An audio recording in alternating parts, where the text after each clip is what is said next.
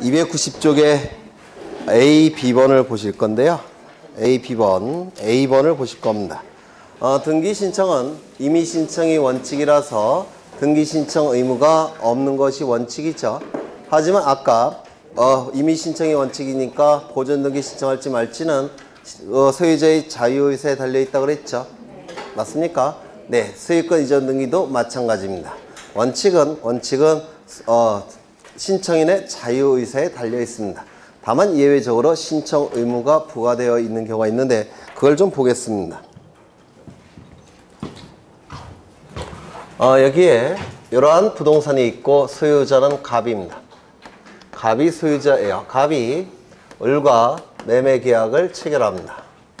매매 계약이 체결되면 갑에게는 소유권 이전 등기 의무가 발생할 테고요. 대금 지급 채무가 발생을 할 겁니다. 그 다음에 을은 소유권 이전 등기 청구권이 발생할 테고 대금 지급 채무가 발생할 겁니다. 이때 이 두 개의 의무는 대가적 의미가 있습니까? 네? 이 대가적 의미가 발생하는 이 계약을 뭐라 부릅니까? 쌍무계약이라고 부를 겁니다. 그래서 이 쌍무계약의 의미는 쌍방 당사자에게 채무가 발생하는 계약을 쌍무계약이라고 불러요. 그러면 이 두 개의 채무는 대가적 의미가 있기 때문에, 즉 쌍무계약이기 때문에 이 의무와 이 의무는 어떤 관계에 있습니까? 동시 이행 관계에 있을 겁니다. 맞습니까? 따라서 갑이 이 의무를 이행할 때는 을도 이 의무를 이행해야 됩니다. 맞습니까? 거꾸로 이 의무가 이행이 되면 갑도 이 의무를 이행해야 됩니다. 동시 이행해야 돼요. 그러면 어느 한도까지 동시 이행해야 되느냐, 이게 문제가 되는데요. 시간이 이렇게 흘러갑니다. 이 시점은 갑과 을 사이에 매매 계약이 체결된 시점입니다. 소유권 이전 등기가 이루어지면 갑이 을에게 등기를 해주게 되면 소유권 넘어가겠죠. 맞습니까? 그러면 매매 계약 체결되었다고 해서 갑이 을에게 곧장 등기해 줘야 됩니까? 아니죠. 돈을 다 받아야지만 등기해 줘야 되죠. 맞습니까? 그러면 돈을 다 받은 시점부터는 등기해 줄 의무를 이행해야 되겠죠. 그렇죠. 그러면 그 시점이 어느 시점이냐면 반대급부의 이행이 완료가 되면 갑도 을에게 등기를 넘겨야 된다는 겁니다. 등기 신청 의무가 발생을 하더라는 겁니다. 돈을 받은 시점부터는. 그렇죠. 그래서 이 시점부터 이 갑도 의무를 이행해야 되는데 언제까지 이행을 해야 되느냐면 60일 이내에 이행을 해야 됩니다. 갑이. 따라서 60일 이내에 을의 이름으로 소유권 이전 등기가 신청돼야 됩니다. 요거 이해가 되실까요? 이해 안 되세요? 돈을 받았다면, 갑이 을로부터 돈을 받았다면 자신의 소유권 이전 등기 의무도 이행해 줘야 되죠. 돈을 받은 시점부터.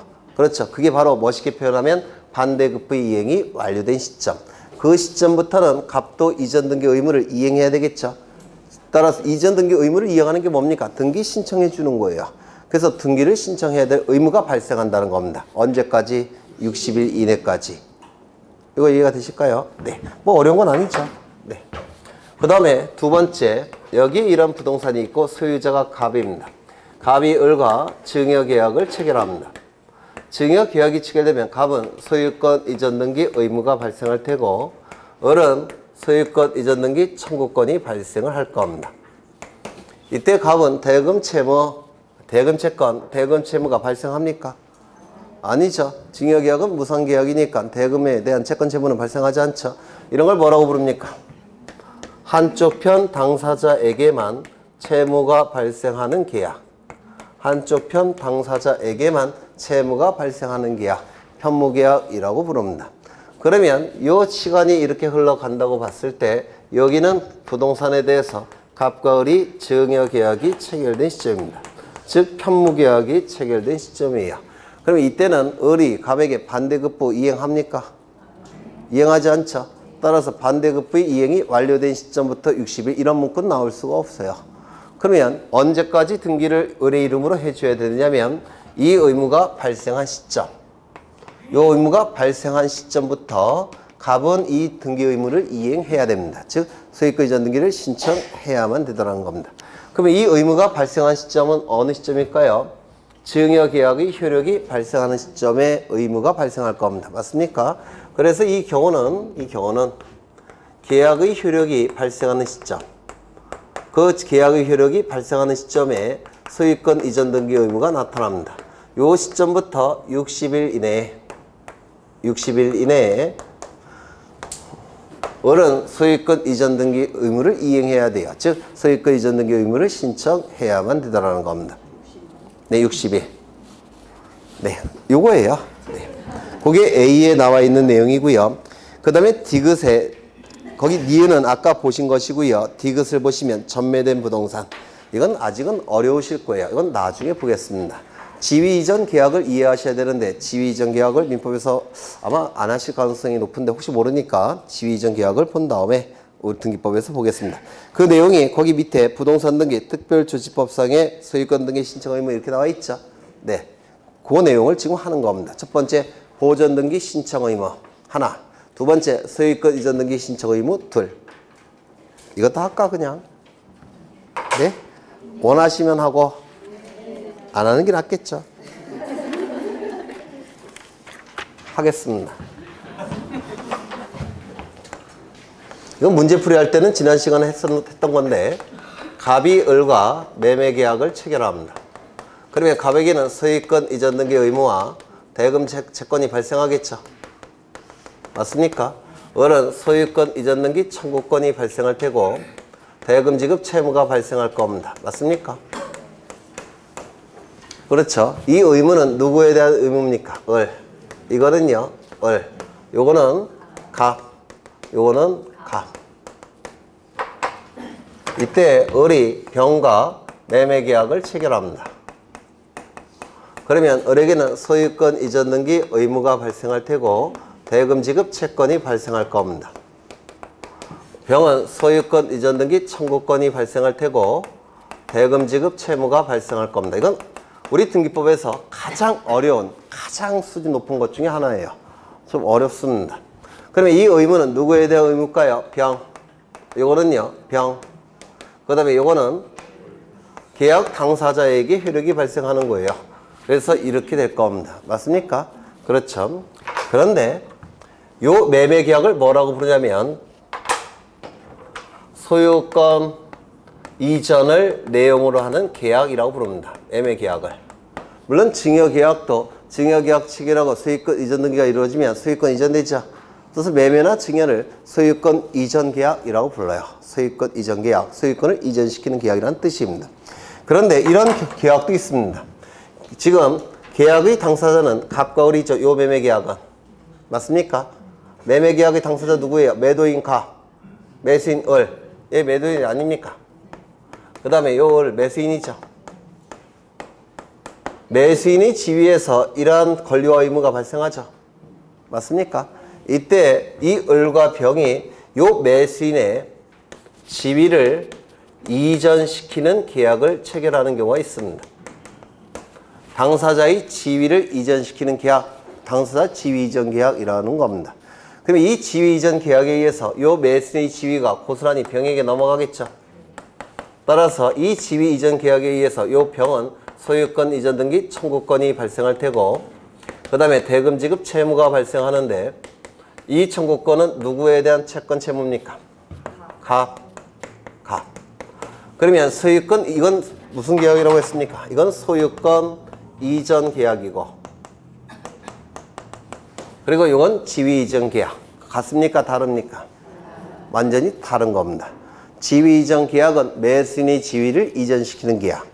만약에 이렇게 지위 이전의 계약이 체결되면 이거는 매도인의 지위를 이전시키는 계약이 될 겁니다. 그래서 지위 이전 계약과 소유권 이전 계약은 완전히 다른 겁니다. 다르잖아요. 다르죠? 네. 그러면 시간이 이렇게 흘러갑니다.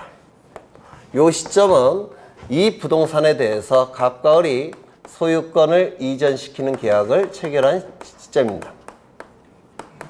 이 소유권 이전 계약의 대표주자는 매매와 증여가 있습니다. 두 가지가 대표적인 소유권 이전 계약이에요. 그러면 이 갑은 을에게 소유권 이전 등기를 해줘야 되겠죠. 소유권 이전 등기 의무를 이행하는 것이 등기 신청하는 것이죠. 그러면 어느 시점부터 소유권 이전 등기 신청 의무가 나타납니까? 어느 시점부터 등기를 신청해야만 됩니까? 저기 그려놨는데 저쪽에 매매는 언제? 반대급부 이행이 완료된 시점. 증여는요? 계약의 효력이 발생한 시점. 그 시점부터 60일 이내에 갑은 을에게 소유권 이전 등기를 신청해야만 되죠. 맞습니까?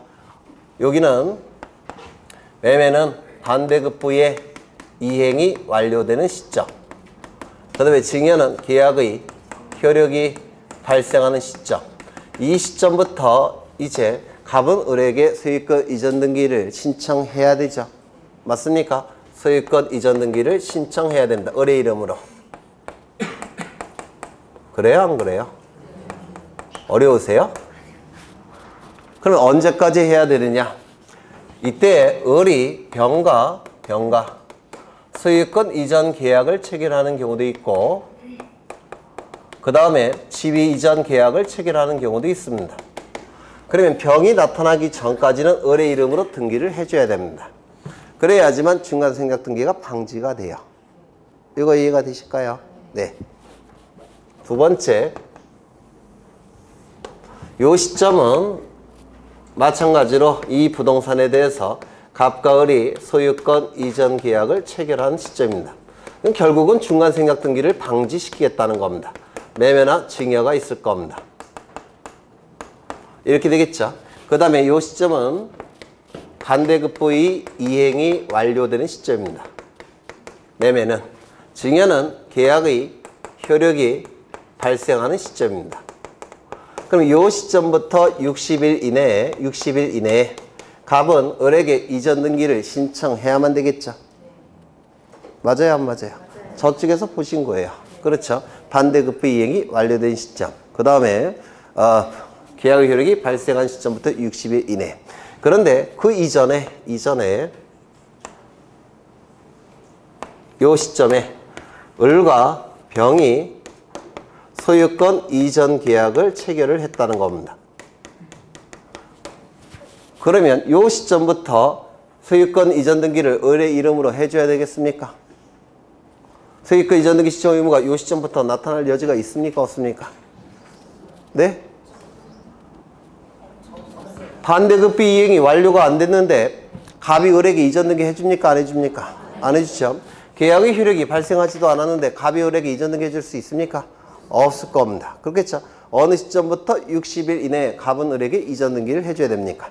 반대급부 이행이 완료된 시점부터 60일 이내에. 그 다음에 계약의 효력이 발생한 날로부터 60일 이내에 을에게 이전 등기를 해줘야 됩니다. 어디 갔어? 네. 소유권 이전 등기를 해줘야 돼요. 누구 이름으로? 을의 이름으로.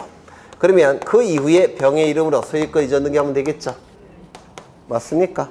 그렇죠. 하나 더. 여기는 이 부동산에 대해서 갑과 을이 소유권 이전 계약을 체결한 시점입니다. 대표 주자는 매매 아니면 증여가 있을 겁니다. 그 다음에 이 시점은 반대급부의 이행이 완료된 시점입니다. 그 다음에 계약의 효력이 발생한 시점이에요. 그러면 이 시점부터 을의 이름으로 60일 이내에 등기를 신청해야 되느냐? 60일 이내에 신청해야 되느냐? 이때는 이게 좀 어려운데요. 을과 병 사이에 지위 이전 계약을 체결했다는 겁니다. 그러면 이때도 을의 이름으로 소유권 이전 등기를 신청해야 되겠습니까? 그래야지 중간생략 등기가 방지가 됩니까? 잘 따져보시면 이 시점에 을은 매수인의 지위를 취득했죠. 맞습니까? 그런데 이 시점에 이 을의 매수인의 지위가 누구에게 넘어갔습니까? 병에게 넘어갔죠. 그러면 병의 소유권 이전 청구권, 그 다음에 대금 지급 채무는 누구에 대한 권리입니까? 갑. 여기도 갑. 맞습니까? 그러면 을의 이름으로 등기를 할 필요가 있습니까? 없습니까? 이때는 없습니다. 등기 신청 의무가 나타나지 않더라는 겁니다. 왜? 을은 모든 지위를 병에게 넘기고 빠져나간 거예요. 그러면 구태여 을의 이름으로 등기할 필요가 있습니까? 없다는 겁니다. 이때는 중간생략 등기 금지할 필요가 없다는 겁니다. 중간생략 등기란 말 자체가 나오지 않습니다. 좀 어렵죠? 알 듯 말 듯 그러시면 돼요. 한 번 듣고 알 수는 없죠. 네, 그게 바로 요 디귿의 전매된 부동산이에요. 유학집할 때 다시 한번 상세하게 보여드릴 거예요. 네, 지금은 지위 이전 계약의 개념만 아시면 돼요. 지위 이전 계약. 그러면 나중에 다 이해가 되십니다. 매수인의 지위를 이전시키는 계약. 그래서 요 매수인이 누가 되는 겁니까? 요 을에서 병이 되는 겁니다. 이게 지위 이전 계약이에요. 그것만 아시면 될 것 같아요. 네. 넘어가겠습니다. 292쪽을 보시면 거민계약서가 나오죠. 이 거민계약서 언제 첨부한다고 했습니까? 첫 번째, 등기 원인이 뭐일 때? 계약일 때. 두 번째, 등기의 목적이 뭐일 때? 소유권 이전 등기를 목적으로 할 때. 세 번째, 부동산에 관하여. 네 번째, 실체관계와 부합하는 등기를 위해서 거민계약서를 첨부한다고 했죠. 그렇다면 계약이 아니라고 한다면 첨부할 필요가 있습니까? 없을 겁니다. 법률 규정에 의한 취득이라든지 아니면 유증은 단독행위죠. 유증으로 인해 권리를 취득할 때는 거민계약서 첨부할 필요가 없습니다. 유증은 단독행위이기 때문에 그래요. 그 다음에 소유권 이전 등기를 신청할 때만 거민계약서 첨부합니다. 그렇다면 소유권 이전에 가등기 신청할 때 거민계약서 첨부할 필요가 있습니까? 없을 겁니다. 그렇죠. 전세권 등기 신청할 때 거민계약서 첨부할 필요가 있습니까? 없을 겁니다. 부동산일 때만 거민계약서를 첨부합니다. 선박 등기, 법인 등기, 뭐 공장, 재단, 저당 등기, 임목 등기 이런 등기 신청할 때 거민계약서 첨부하겠습니까? 안 할 겁니다. 실체관계와 부합하는 등기를 위해서 거민계약서를 첨부합니다. 그러면 당연히 실체관계와 부합하는 등기가 이루어진다면 구태여 거민계약서 첨부할 필요가 있습니까? 없을 겁니다. 그렇겠죠? 즉 강공소의 촉탁 등기 거민계약서 첨부하겠습니까? 첨부하지 않을 겁니다. 당사자 중에 하나가 국가나 지방자치단체라고 한다면 거민계약서 첨부하겠습니까? 첨부하지 않을 겁니다. 그래서 그런 것들이 출제가 되는데요. 거기 보시면 거민계약서 나와 있고요. 거기 요건은 2개가 아니라 4개예요. 요 4개의 부동산 실체관계와 부합하는 등기 그것까지 같이 기억하십니다. 그 다음에 거기 거민을 유하는 경우에서 첫째 줄 보시면 판결서 있습니까? 판결서 동그라미 치시고 꼭 기억하셔야 되는데요. 이 등기원인 증서가 판결서일지라도 등기원인 증서가 계약서가 아닌 판결서일지라도 4가지 요건에 해당이 된다면 거민계약서 첨부해야 됩니다. 이때 거민계약서는 계약서에 거민을 찍는 게 아니라 판결서에 거민을 찍는 겁니다. 판결서에 거민을 찍어서 첨부해야 됩니다. 그러면 등기원인 증서가 판결서일 때 구태여 거민계약서를 첨부할 필요가 있느냐? 있습니다. 이유는요. 판결은 법원의 판단이죠. 맞습니까? 법원은 사법부예요. 거민은 행정부의 고유한 판단 영역입니다. 그런데 행정부의 고유한 판단 영역인 거민을 사법부의 판결서 갖고 신청할 때 거민을 찍을 필요가 없다고 한다면 결국은 사법부가 행정부의 판단을 대신한 결과가 돼버립니다. 이건 상권분립에 반하게 돼요. 그래서 법원의 판단이 판결서일지라도 이건 고유한 행정부의 판단 영역이라서 판결서에 거민을 찍어야 됩니다. 언제? 이 경우에는. 기억하셔야 돼요. 네, 판결서일지라도 거민을 찍습니다. 그 다음에 아래 표가 나와 있는데요. 소유권 이전 등기를 목적으로 할 때만 거민을 찍는다고 그랬죠. 소유권 이전 등기가 아닐 때는 거민을 찍을 필요가 없을 겁니다. 2번, 계약이 아닌 경우 거민을 찍겠습니까?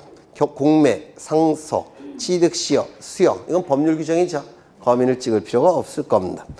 계약의 일방 당사자가 국가나 지방자치단체라고 한다면 실체관계와 부합하는 등기를 위해서 제출해야 되는 거민계약서를 첨부할 필요가 있습니까? 없을 겁니다. 토지거래 허가 부동산 거래 신고 이때도 거민을 받지 그 위에 가등기를 신청하는 경우 이 거민은 등기의 목적이 소유권 이전 등기를 목적으로 할 때만 거민계약서를 첨부하는 겁니다. 소유권 이전 등기가 아닐 때는 거민계약서 첨부하지 않아요. 소유권 이전의 가등기는 소유권 이전 등기가 아니죠. 거민계약서 첨부하지 않을 겁니다. 토지거래 허가 부동산 거래 신고 주택거래 신고가 이루어진 경우 이거는 왜 첨부하지 않느냐면 이 거민권자와 이 허가권자 그 다음에 신고필증 교부권자는 일치합니다. 따라서 허가 여부를 결정할 때 신고필증 교부 여부를 결정할 때 거민도 같이 판단합니다. 따라서 허가가 났다면 신고필증이 교부가 됐다면 별도의 검인계약서 필요 없습니다. 왜? 검인권자와 허가권자, 신고필증 교부권자는 일치하기 때문에 그렇습니다. 요거 이해가 되시나요? 네. 그 다음에 거기 검인 절차를 보시는데 검인 절차 A에 이 검인 신청권자 암기되셔야 되고요. 맨 밑에 보시면 중개업자라고 표현되어 있죠. 중개사가 아니라 중개업자예요. 그 다음에 오른쪽을 보시면 C의 첫째 줄 보시면 형식적 요건의 구비 여부만을 확인하여 라는 표현이 있습니까? 이걸 기억하셔야 됩니다. 그래서 이 검인 여부를 판단할 때는 형식적 심사합니다. 즉 첨부된 서류를 가지고 판단합니다. 실질적 심사가 아니라 형식적 심사라는 거 이것도 꼭 기억해 두십니다. 매매 목록 거래가액 등기는 지난번에 했으니까 이번엔 좀 쉬고요. 나중에 이어서 또 하겠습니다. 그 다음에 어디를 보시냐면 구분 건물과 대지 사용권 이거는 지지난 시간에 했던 것 같고요. 어디를 보시냐면 296쪽을 보십니다. 거기 표가 나와 있는데요. 표를 이걸 좀 보죠. 네. 이것도 표를 외우시는 게 아니고요. 이해를 하시는 거예요. 이해를.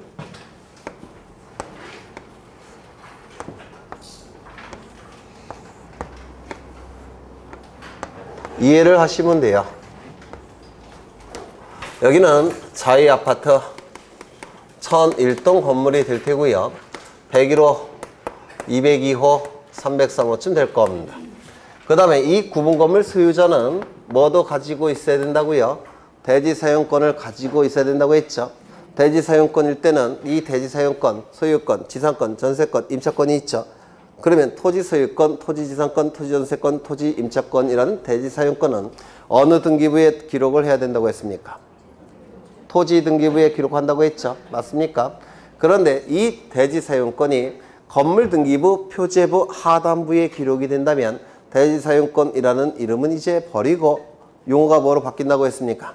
대지권으로 바뀐다고 했죠.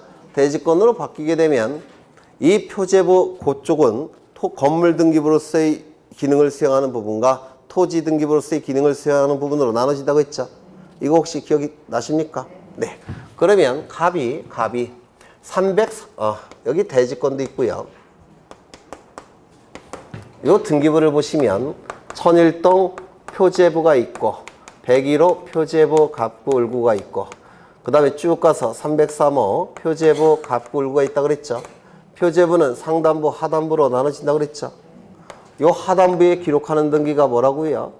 대지권 등기. 맞습니까?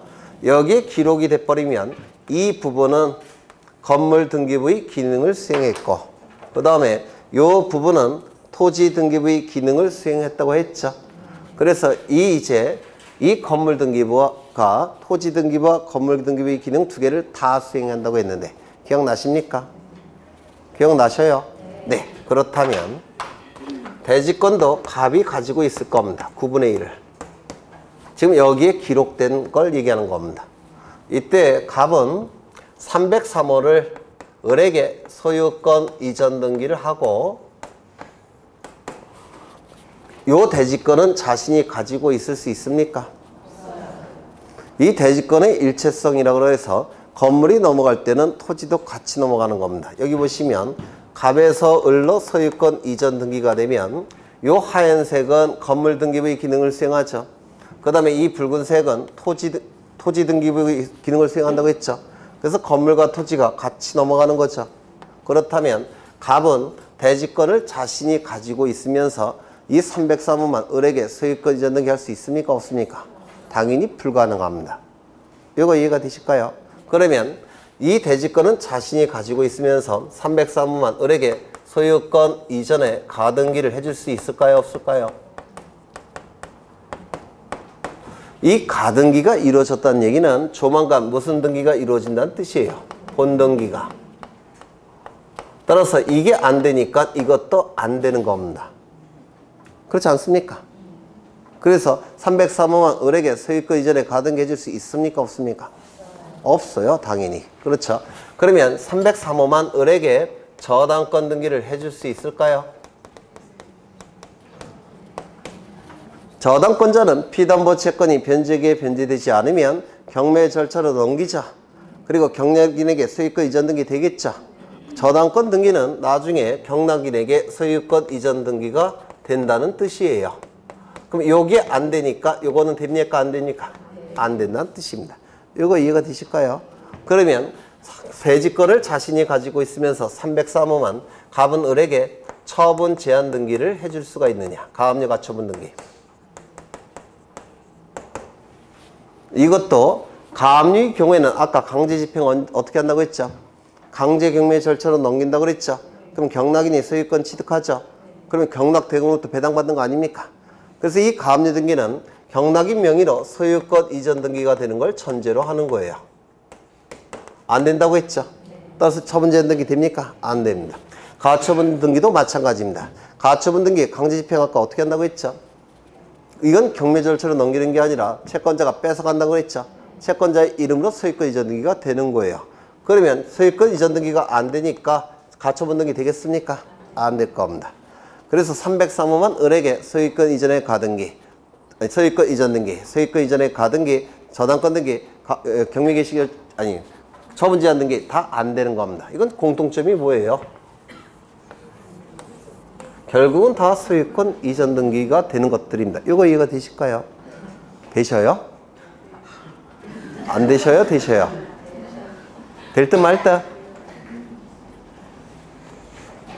이 구분 건물 소유권과 대지권은 항상 같은 사람에게 넘어가야 돼요. 이걸 대지권의 일체성이라고 얘기합니다. 그러면 소유자가 달라질 가능성이 있다면 이런 등기는 허용될 수가 없다는 겁니다. 이것도 소유자가 달라질 가능성이 있습니다. 본등기가 이루어지면 소유자 달라지죠. 따라서 이것도 이 등기의 전제가 되는 등기니까 안 된다는 겁니다. 이게 안 되는 것처럼 이게 또 안 돼요. 이것도 소유자가 달라질 수 있기 때문에 안 된다는 겁니다. 이것도 소유자가 달라질 수가 있기 때문에 안 된다는 거예요. 어려우세요? 안 어려워야 되는데. 두 번째, 이것이 이해하기 싫으시면 표를 외우시던지. 을에게 전세권 등기 해줄 수 있을까요? 소유자가 달라져요? 안 달라져요? 네? 안 달라지죠. 소유권은 누가 갖고 있습니까? 가. 그렇죠. 그렇죠. 그 다음에 대지권 누가 갖고 있습니까? 가. 안 달라집니다. 이건 가능해요. 이거 임차권 등기는 되겠습니까? 당연히 될 겁니다. 소유자가 달라지지 않기 때문에 그래요. 그러면 요거 지상권 등기는 되겠습니까? 아니, 건물에 무슨 지상권 등기가 돼요? 지상권 할 때 지는 땅 짓자 아닌가요? 이건 건물 지금 303호 얘기하는 거죠. 지역권 등기 되겠습니까? 당연히 안 될 겁니다. 그건 토지에 대해서만 하는 거니까. 이거 되셨을까요? 두 번째, 303호를 갑이 가지고 있으면서 요 대지권만 을에게 소유권 이전 등기 해줄 수 있습니까? 안 돼요. 왜? 달라지니까. 그러면 이 대지권만 소유권 이전에 가등기 해줄 수 있습니까? 가등기 다음에 무슨 등기가 나온다고요? 소유권 이전 등기. 이게 안 되는 것처럼 이것도 안 되는 겁니다. 그럼 이거는요, 저당권 등기. 달라질 가능성이 있으니까 안 된다고 했죠. 저당권 등기가 되면 저당권 실행이 됐을 때 경락인에게 소유권 이전 등기가 되는 거예요. 그래서 저당권 등기가 됐다는 얘기는 조만간 소유권 이전 등기가 된다는 뜻입니다. 이게 안 되는 것처럼 이것도 안 되는 겁니다. 이거 이해가 되셨을까요? 네. 그러면 또 뭐가 있습니까? 처분 제한 등기. 처분 제한 등기는 강제 집행할 때 하는 거죠. 강제 집행이 이루어지면 채권자 이름이나 또는 경락인 이름으로 소유권 이전 등기가 되겠죠. 이게 안 되는 것처럼 이것도 안 된다는 겁니다. 어려우세요? 처음은 어렵겠지만 아주 쉬운 건데 이해하려고 노력하셔야 돼요. 그냥 외우셔도 돼요, 표를. 네. 그 다음에 이건 좀 어려운데 을에게 지상권 등기 해줄 수 있을까요? 이건 토지니까 지상권이란 말 쓸 수 있죠. 지역권 등기 해줄 수 있을까요? 전세권 등기 해줄 수 있을까요? 임차권 등기 해줄 수 있을까요?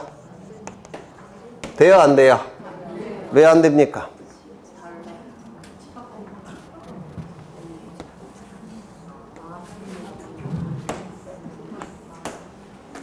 지분에 대한 용의권 설정이 가능합니까? 안 됩니까? 안 돼요. 지분에 대해서는 용의권 설정이 허용되지 않습니다. 따라서 안 되는 겁니다. 이건 일체성의 문제가 아니라 지분이기 때문에 안 됩니다. 그럼 이거는 될까요? 안 될까요? 지분이 아니라 101호 소유자부터 303호 소유자 9명의 구분 소유권자가 을에게 이러한 등기는 해줄 수 있겠습니까? 이건 지분이 아니죠. 따라서 이거는 허용이 되는 겁니다. 그래서 이게 출제된 적도 있어요. 이것이 출제가 된 적도 있고. 근데 이거 다 민법 지식이에요. 지금 알듯 말듯 하죠? 그러면 돼요. 4월달이니까. 어차피 나중에 문제 풀이할 때 반복이 되면 되니까 이걸 기억하시면 표를 외우실 필요가 없어요. 네, 민법 지식입니다. 이게. 네. 그 다음에 어디를 보시냐면 상속으로 인한 소유권 이전 등기 이것 좀 보겠습니다. 이건 예전에 했으니까 했죠? 뭐라고요? 이걸 해버리면 다른 걸 못해요. 그래서 이건 2월 달에 했으니까 이번엔 좀 쉬고 대신 유학집 할 때는 다 할 겁니다. 유학집 할 때는 시험에 나올 거 다 할 거니까 이번에는 좀 쉬고요. 어디를 보시느냐면 301쪽에 합의에 관한 등기를 보겠습니다. 이것도 한 것 같긴 한데 네. 했다고요? 해도 또 할 거예요. 이 공유지분, 합의지분이 한 거 맞아요. 제가 기억이 나요. 다른 학원에서는 안 했는데 여기서 했던 것 같아요.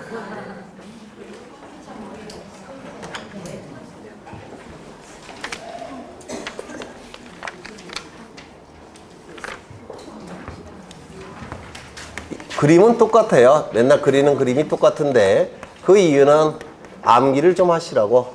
이 가불병이 이 부동산을 공동으로 소유합니다. 이 공동으로 소유하는 형태는 세 가지가 있죠. 뭐가 있습니까? 공유, 그 다음에 합유, 그 다음에 총유. 이렇게 세 가지 형태가 있습니다. 그러면 이 공유는 어떻게 소유하는 겁니까? 지분으로 소유하는 겁니다. 이때 이 지분을 공유 지분이라고 불러요. 그 다음에 이 합의는 어떻게 소유하는 겁니까? 지분으로 소유하는 겁니다. 따라서 이 지분을 합유 지분이라고 부릅니다. 총유는 어떻게 소유하는 겁니까? 네, 맞습니다. 단체가 소유하는 겁니다. 그래서 이 공유 합의는 이 가불병이 지분으로 소유하는 것이고요. 총유는 가불병이 권리 능력 없는 사단이라는 단체를 만들어서 그 단체가 소유하는 형태가 총유예요.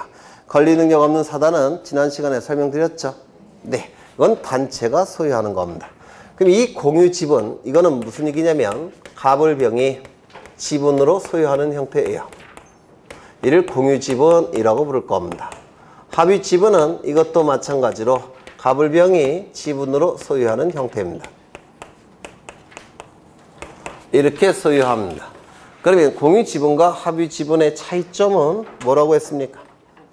네? 공동의 목적이 있다면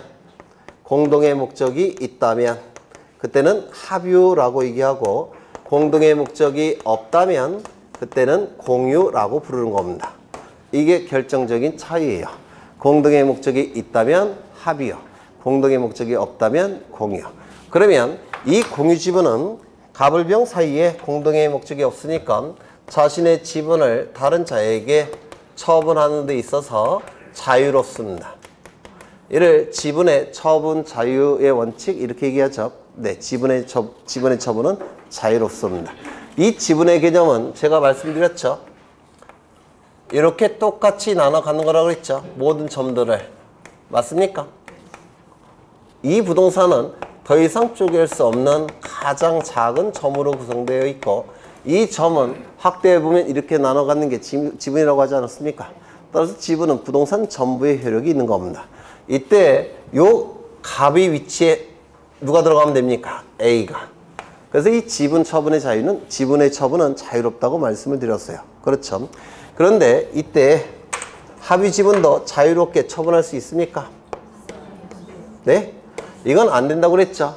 왜요? 공동의 목적이 깨지기 때문에 그렇습니다. 따라서 이 합의 지분은 원칙이 지분의 처분은 자유롭지 않습니다. 금지되어 있습니다. 다만 예외적으로 합의자 전원의 동의가 있다면 그때는 지분은 처분이 가능하다고 했습니다. 그렇죠? 그러면 원칙이 처분의 자유가 금지되어 있기 때문에 등기부에 합의 지분은 기록될 필요가 있다고 했습니까? 없다고 했습니까? 없다라고 했습니다. 처분이 금지되어 있기 때문에 이 합의 지분은 등기부에 기록되지 않습니다. 다만 합유라고만 기록합니다. 즉, 이 공유는 등기부에 이렇게 기록이 돼요. 1번 소유권 보전, 공유, 그 다음에 갑 3분의 1, 을 3분의 1, 병 3분의 1 이렇게 기록이 됩니다. 공유 지분은. 그런데 합의 지분은 이렇게 기록되지 않습니다. 이렇게 기록이 됩니다. 1번 소유권 보전, 합유, 갑, 을, 병 이렇게만 기록이 됩니다. 처분이 금지되어 있기 때문에 그렇습니다. 이거 이해가 되실까요? 그렇죠. 다만 예외적으로 전원의 동의가 있을 때는 처분할 수 있다고 그랬죠. 그러면 전원의 동의가 있어서 이제 처분을 하겠습니다. 그때는 지분의 이전 등기는 할 수 있습니까? 없습니까? 여기 지분이 기록되어 있지 않죠. 지분이 기록되지 않으니까 지분의 이전 등기는 불가능해요. 지분이 기록되지 않았으니까. 맞습니까? 대신 무슨 등기한다고 했습니까? 지금 합의 등기 명의인이 갑을병에서, 여기 갑을병에서 누구로 바뀌면 됩니까? A, 을, 병으로 바뀌면 되죠. 맞습니까? 이걸 뭐라고 부르냐면 합의 등기 명의인 표시 변경 등기라고 불러요.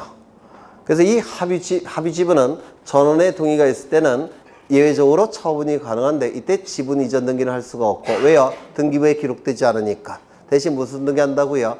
합의 등기 명의인 표시 변경 등기라는 걸 하는 겁니다. 이름이 갑을병에서 A을병으로 바뀌었다고 간주하는 겁니다. 여기까지 되셨습니까? 되셨을까요? 네. 이 공유에서 합의로 바뀌는 등기는 무슨 등기하는 겁니까?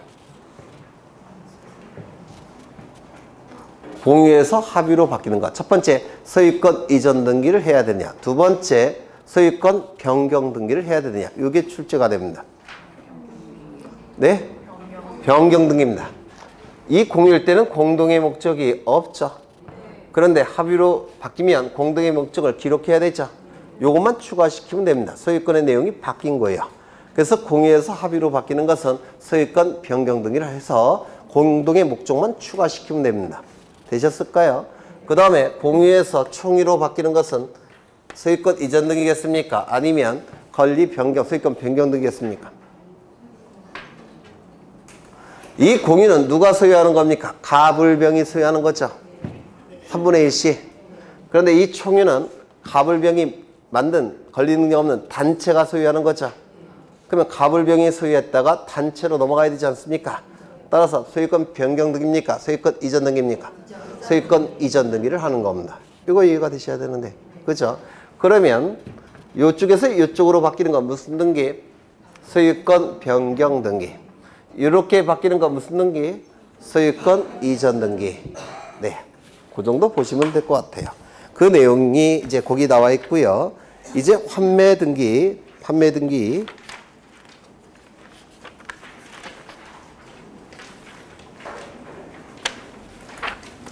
판매 등기도 예전에 했으니까 넘어가겠습니다.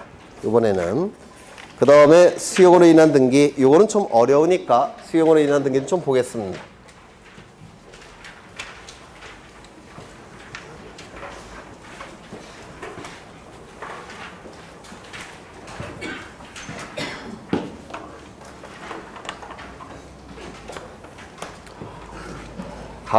갑은 이러한 부동산을 소유합니다. 갑은 이러한 부동산을 소유하는데요. 을이라는 사업 시행자가 사업을 시행하는 자가 이때 이 사업은 공공사업을 얘기해요. 공공사업. 예전에는 이 공공용지 등이 보상에 관한 법률에서 기업자라는 용어를 썼습니다. 우리 책에도 이렇게 나와 있는데요. 사업을 일으키는 자, 사업을 시작하는 자라는 뜻이에요. 근데 법이 바뀌면서 요즘은 기업자라는 용어를 잘 안 쓰고요. 사업시행자라는 용어를 씁니다. 보통은 이 사업시행자가 공익적 목적을 달성하기 위해서 이 개인의 부동산을 강제로 뺏는 거, 강제로 취득하는 거, 이를 수용이라고 했는데 기억나십니까? 이게 수용의 개념이에요. 사업시행자가 공익적 목적을 달성하기 위해서 개인의 부동산을 강제로 취득하는 거, 이를 수용이라고 얘기합니다. 이 공익적 사업, 공공사업 예를 든다면 여기에 강제로 뺏어서 대법원 청사를 짓고자 합니다. 대법원 청사를 짓고자 해요. 그런데 문제는 이 부동산에 대해서 A가 지상권이나 전세권이나 임차권이나 저당권 등기를 가지고 있다고 한다면 이 A가 을보다 선순위자죠. 따라서 대법원 청사 지을 수 있습니까? 없습니까? 없어요. 그렇죠? 그러면 이걸 소멸시켜야지만 공익적 목적을 달성할 수 있겠습니까? 이걸 소멸시키는 방법이 뭐냐면 이 수용을 원시취득으로 논리를 구성한다면 이걸 소멸시킬 수가 있습니다. 권리를 취득하는 방법은 민법에서 하셨겠지만 승계취득이라는 것도 있고요. 원시취득이라는 것도 있습니다. 이렇게 둘로 나눠져요. 여기서 승계취득은 이을승자에 이을계자를 써서 전 소유자로부터 이어받아서 취득하는 걸 승계취득이라고 부릅니다. 원시취득은 근원 원자에 시작할 시자를 써서 맨 처음에 취득하는 것을 원시취득이라고 불러요. 맨 처음에 취득하는 것으로 간주하기 때문에 깨끗한 부동산을 취득하는 겁니다. 승계취득은 전 소유자로부터 이어받아서 취득하기 때문에 전 소유자가 갖고 있는 권리만큼만 취득합니다. 이걸 뭐라고 부르냐면 하자를 승계한다 라고 불러요. 이건 하자가 승계가 되고 이건 하자가 승계되지 않습니다. 예를 든다면 여기에 이러한 부동산이 있고 소유자가 갑입니다. 갑이 을에게 저당권을 만들어 줍니다. 그래서 을은 저당권 등기를 갖춘 상태예요. 이때 이 갑이 을에게 병에게 소유권을 넘겨줍니다. 소유권을 이전시킵니다. 그러면 이 병은 소유권을 취득할 텐데요. 승계취득으로 논리를 구성하게 되면 하자가 승계가 돼요. 즉 전 소유자가 갖는 권리만 취득합니다. 권리만큼만. 그러면 전 소유자는 저당권에 의해서 제한을 받는 소유권을 가지고 있죠. 그러면 이걸 승계취득으로 논리를 구성하면 저당권에 의해서 제한을 받는 소유권을 취득하는 겁니다. 그런데 원시취득으로 논리를 구성한다면 맨 처음에 취득하는 것으로 보니까 이 저당권은 어떻게 됩니까? 소멸이 돼버립니다. 이러한 차이점이 있어요. 원시취득과 승계취득은. 그러면 이 권리를 소멸시켜야지만 공익적 목적을 달성할 수가 있기 때문에 이 수역은 승계취득으로 논리를 구성할 수가 없습니다. 원시취득으로 논리를 구성해야 돼요. 물론 이 취득하는 시점은 어느 시점에 취득합니까? 187조에 의해서 수용기일날 취득할 겁니다. 되셨습니까? 원시취득으로 논리를 구성하게 되면 이 수용으로 인해서 등기를 갖춰야 되겠죠. 등기를 갖추게 될 겁니다. 그럼 이 등기가 이루어짐으로 인해서 이익이 발생한 자는 누굽니까? 사업시행자가 되겠죠. 불이익이 발생한 자가 있을까요? 없을까요? 없습니다. 왜? 맨 처음으로 취득하는 거니까. 맨 처음으로 취득하니까 원시취득으로 논리를 구성한다면 등기 문제가 존재할 수가 없습니다. 맞습니까? 따라서 이 등기는 을이 등기소에 가서 단독으로 신청하는 겁니다. 수용으로 인한 등기는 단독 신청이에요. 원시취득으로 논리를 구성하기 때문에 그렇습니다. 요거 이해가 되실까요? 되셨죠? 그러면 이제 등기가 신청이 될 텐데 이 부동산이 등기부가 없다면 그냥 보존 등기를 신청하면 됩니다. 누구 명의로? 을의 이름으로. 아까 수용에 의해서 소유권 취득을 증명하는 자는 보존 등기 신청할 수 있다고 그랬죠? 거기에 해당되는 거예요. 등기부가 없다면 보존 등기 신청하면 됩니다. 되셨죠? 두 번째, 등기부가 있는 경우. 등기부가 있는 경우에는 등기부에 기록된 모든 등기를 말소해야 됩니다. 말소 등기를 하고 등기부를 폐쇄합니다. 폐쇄해서 창고에 집어넣습니다. 그리고 새롭게 보존 등기를 해야 됩니다. 누구의 이름으로? 을의 이름으로. 그렇죠? 기존의 등기를 다 말소 등기한 다음에 등기부를 폐쇄하고 창고에 집어넣은 다음에 원시 취득이니까 새롭게 보존 등기를 해야 돼요. 그런데 이런 식으로 하게 되면 비용이 너무 많이 듭니다. 너무 비경제적이에요. 그래서 우리 판례는 등기부가 있을 때는 이렇게 복잡한 방법을 쓰지 말고 갑의 이름에서 곧장 을의 이름으로 소유권 이전 등기하라 이렇게 규정되어 있습니다. 등기부가 있을 때는 무슨 등기? 이전 등기. 등기부가 없을 때는 보존 등기를 하는 겁니다. 이전 등기건 보존 등기건 뭡니까? 단독 신청이에요. 원시 취득이기 때문에. 다시요. 이전 등기건 보존 등기건 원시 취득이라 단독 신청입니다. 다만 등기부가 없을 때는 논리에 따라서 보존 등기하는 것이고 등기부가 있을 때는 등기 경제상 보존 등기해야 되지만 보존 등기하지 말고 이전 등기하라고 하라고 판례가 판시하고 있습니다. 여기까지 되셨을까요? 네. 그러면 이전 등기가 이루어지기 위해서는 원시 취득이지만 요 갑의 이름은 말소가 돼야 될까요? 존치시켜야 될까요?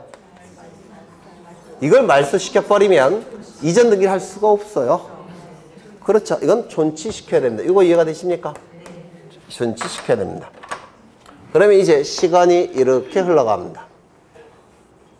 요 시점은 수용기일입니다.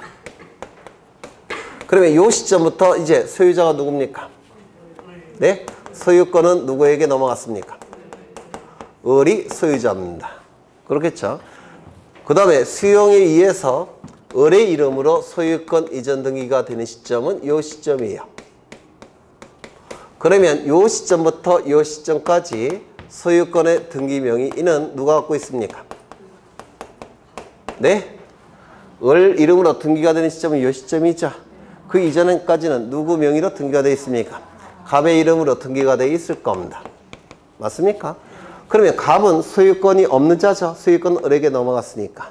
하지만 등기 명의는 자신이 갖고 있죠. 그러면 여러분이 갑이라고 한다면 돈이 필요하면 병에게 요 시점에 각종 등기를 해주고 돈을 받을 수도 있겠습니까? 맞습니까? 그렇죠. 이 각종 등기는 소유권에 관한 등기일 수도 있고 소유권 이외의 권리에 관한 등기일 수도 있을 겁니다. 그러면 이 등기는 어떻게 해야 될까요? 부동산 사기 아닙니까? 무권리자의 처분행위 아닙니까? 이거 어떻게 해야 됩니까? 등기관이 발견했다면 직권으로 말소해야 됩니다. 그렇지 않겠습니까? 갑은 소유권이 없는 자예요. 등기 명의만 갖고 있죠. 따라서 갑이 해준 등기는 효력이 인정될 수가 없습니다. 직권 말소해야 됩니다. 그래야지만 공익적 목적을 달성할 수가 있어요. 이거 이해가 되실까요? 네. 그 다음에 그 이전에 요 시점에 수용 기일을 기준으로 하는 겁니다. 그 이전에 소유권에 관한 등기는 어떻게 해야 될까요? 보존 등기건 이전 등기건 직권으로 말소해야 됩니까? 말소해서는 안 됩니까? 이걸 말소해버리면 이거는 갑의 이름으로 된 등기를 얘기해요. 이걸 말소해버리면 이전 등기할 수 없다고 그랬죠? 따라서 이건 직권 말소할 수가 없습니다. 이거 이해가 되실까요? 그렇죠. 갑을 존치시켜야지만 살려놔야지만 을의 이름으로 이전 등기할 수 있지 않습니까? 그래서 이때 갑의 명의의 소유권 등기는 이전 등기 명의건 보존 등기 명의건 직권 말소해서는 안 됩니다. 왜? 이전 등기 해야 되니까. 이거 이해가 되실까요? 두 번째, 소유권 이외의 권리에 관한 등기. 이건 둘로 나눠서 판단하는데요. 첫 번째.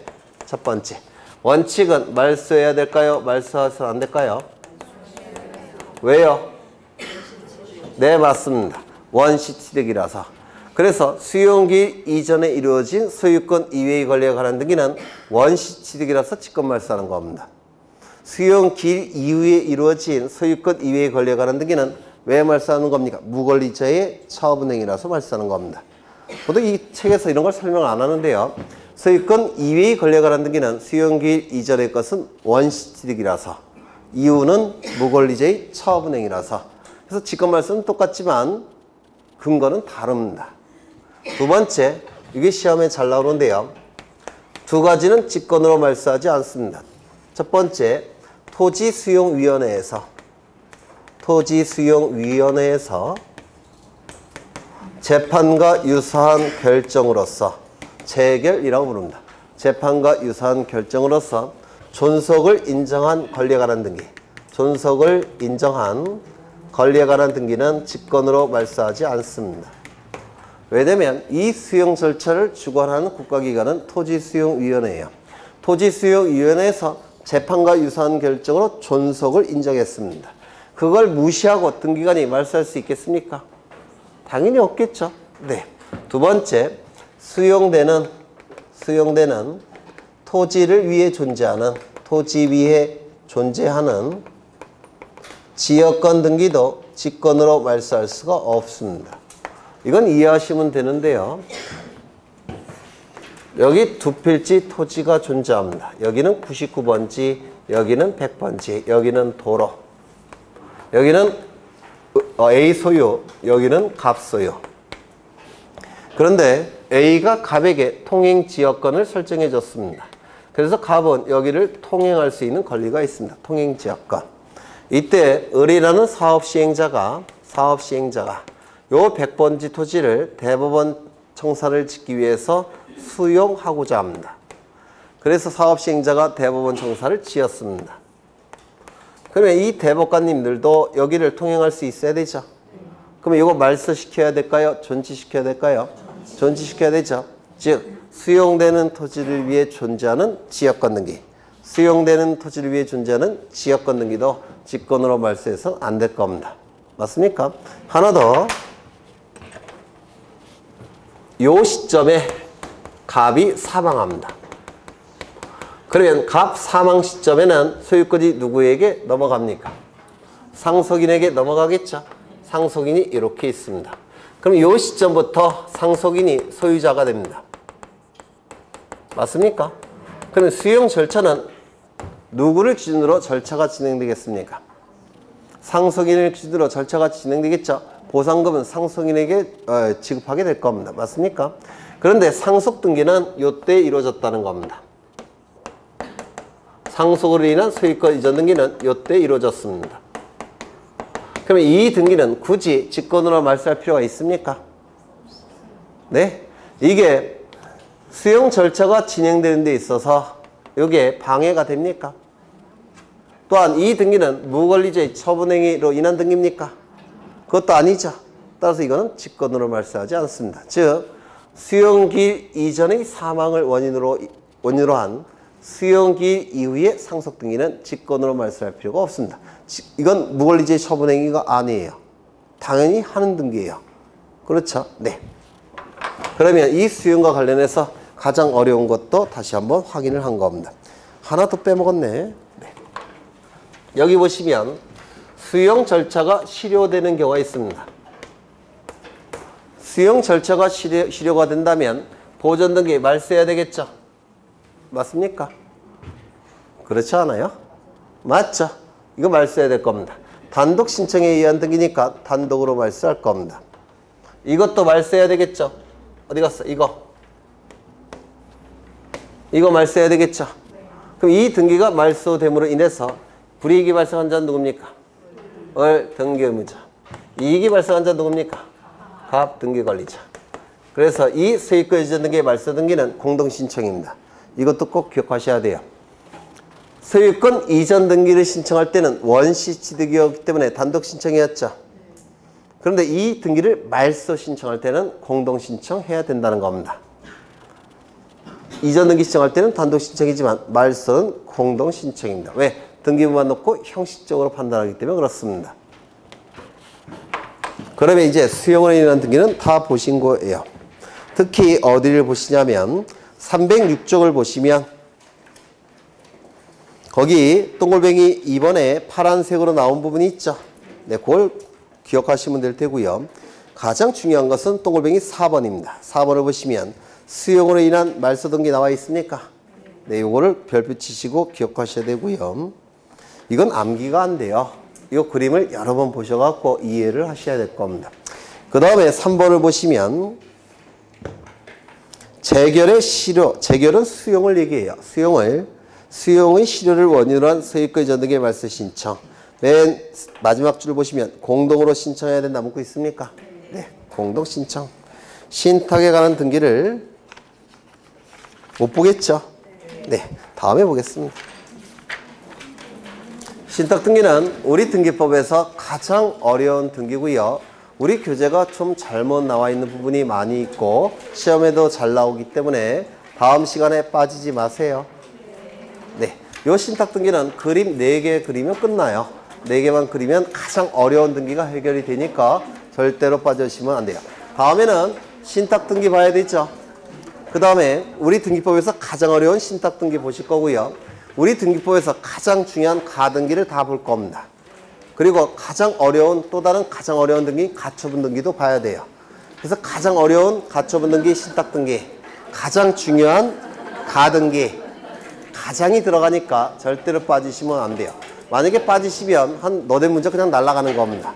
네, 빠지시면 안 되고 오늘은 여기까지만 하겠습니다. 수고하셨습니다.